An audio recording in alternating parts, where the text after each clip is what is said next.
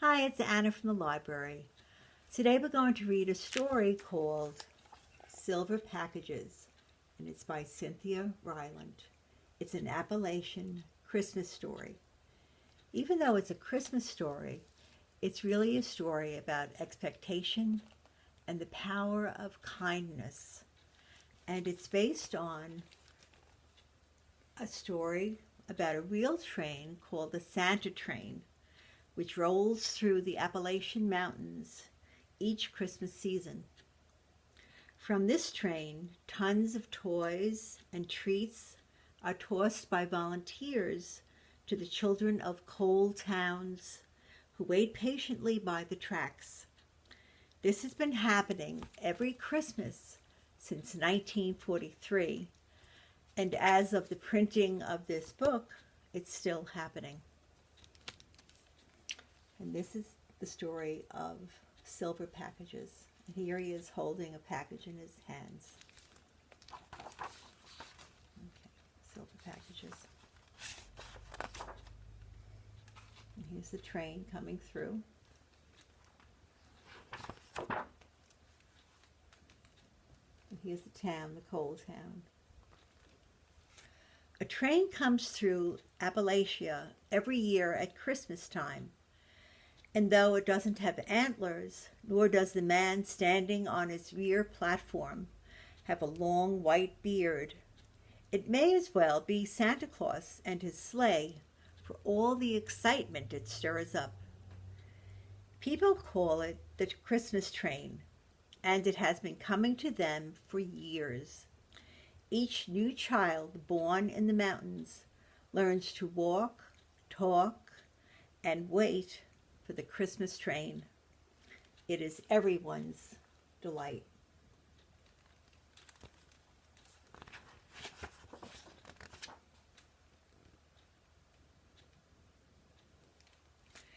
The older people remember its beginning.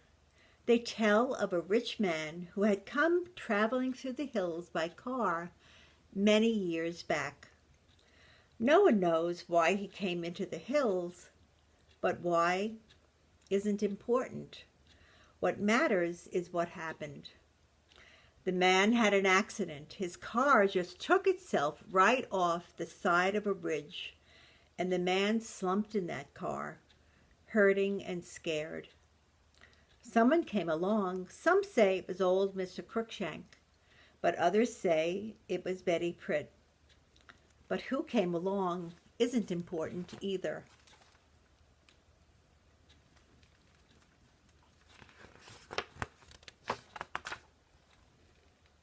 Man being helped.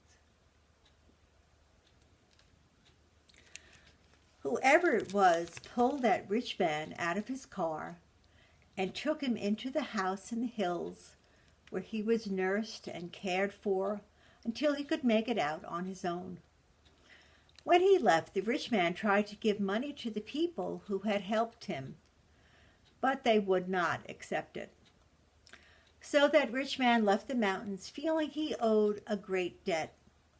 And for the remaining years of his life, he has been repaying that debt from the caboose of a Christmas train he brings into the hills each December. On the 23rd, everybody knows it, the train will slowly wind up and around the mountains, and on the platform of its caboose will stand the rich man in a blue wool coat.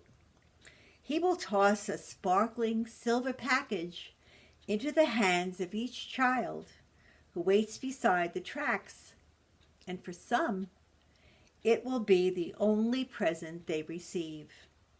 So the train is awfully important. There's all the children waiting.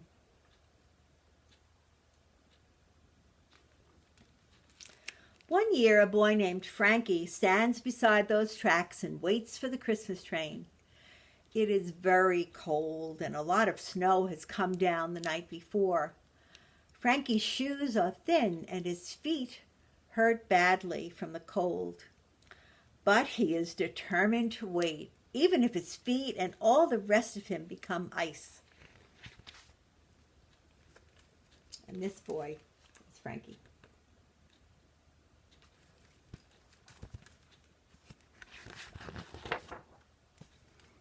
Here comes the train.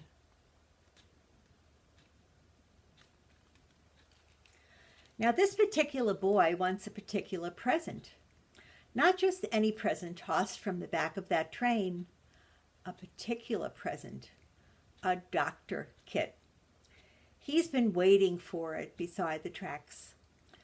The train comes through finally, noisy and steaming and scary. It is so big, but everyone loves to see it, and they cheer and clap, and some of the mothers even weep to see it coming. Frankie stands there at the tracks, praying for a doctor kit, till he sees the caboose slowly coming up. And when it's just past his nose, he shouts and waves and runs after the train, his icy feet aching.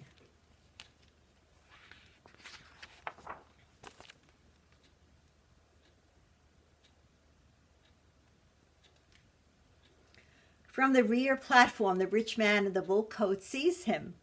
"Merry Christmas," he calls, and he tosses into Frankie's hands a sparkling silver package. Frankie stops running. He is out of breath, so he can't yell a thank you. He can only hold tight to his gift and wave to the man and the train, disappearing into the mountains. Let's see if he gets his doctor kit.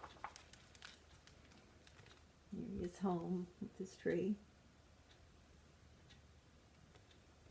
And what does he have?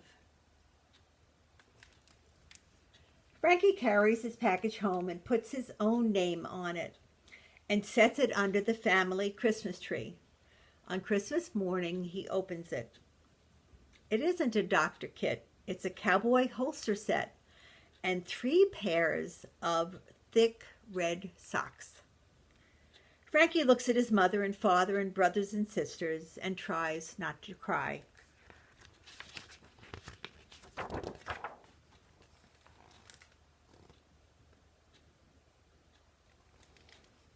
He wears the socks all winter and plays with the cowboy set all year.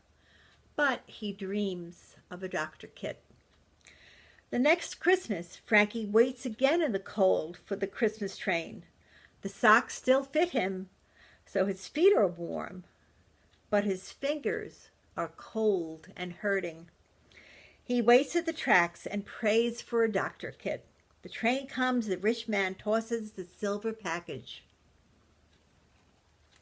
He is holding it.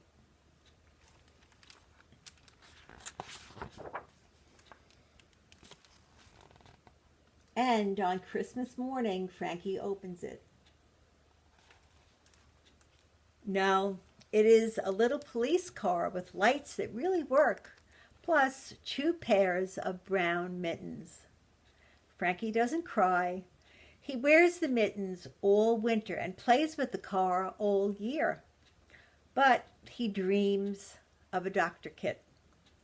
Frankie waits 3 more years for a doctor kit. It never comes. He gets trucks and balls and games. He gets mittens and socks and hats and scarves. But the doctor kit never comes.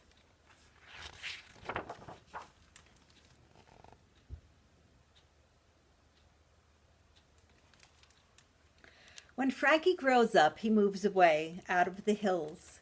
He lives in different places and meets different kinds of people. And he himself changes a little into a different kind of person. But deep in him, never changing, are his memories. And what he remembers most about being a boy in the hills is just when it seemed his feet would freeze like the snow, a man on a train had bought socks. Just when it seemed his fingers were hardening to ice, the man had brought mittens. Just when the cold wind was cutting sharp as a blade into his throat, the man brought a scarf. And just when Frankie's ears were numb with red cold, the man had brought a hat. and Frankie remembers something about owing a debt.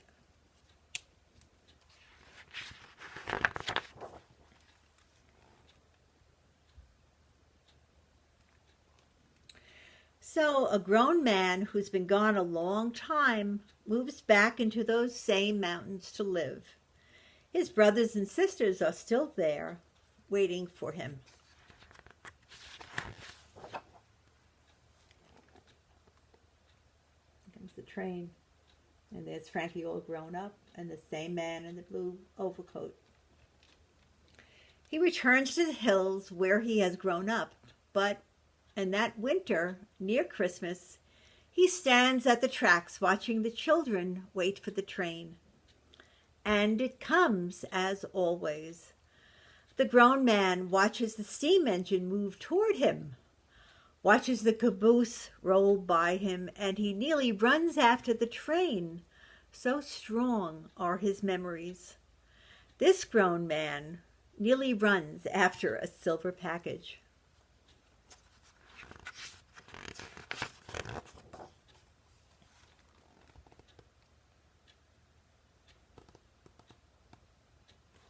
Girl. But instead, he watches a little girl chase that caboose, watches a man in a wool coat toss her a sparkling silver package, watches the gift land near the little girl's feet, watches her running so fast that she trips on her silver package, watches her fall hard to the ground. The grown man does run now, but not for the train. Not for the rich man in a wool coat. For the little girl. And you see what he's holding in his hand? What do you think that is?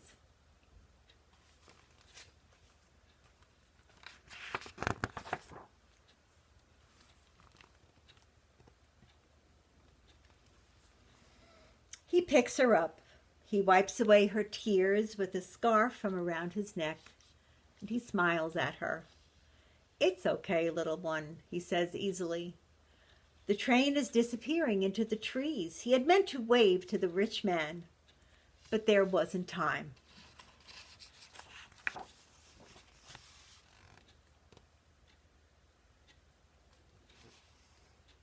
He picks up the silver package and puts it into the little girl's arms.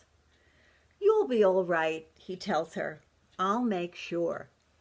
He pulls open his kit to look for a Band-Aid. "Name's Frank," he smiles. "I'm a doctor." So he finally got his wish, and he became a real doctor and went back to help people. And at this time of year, it's good for us to remember how important that is, to care for one another and love one another and always be kind.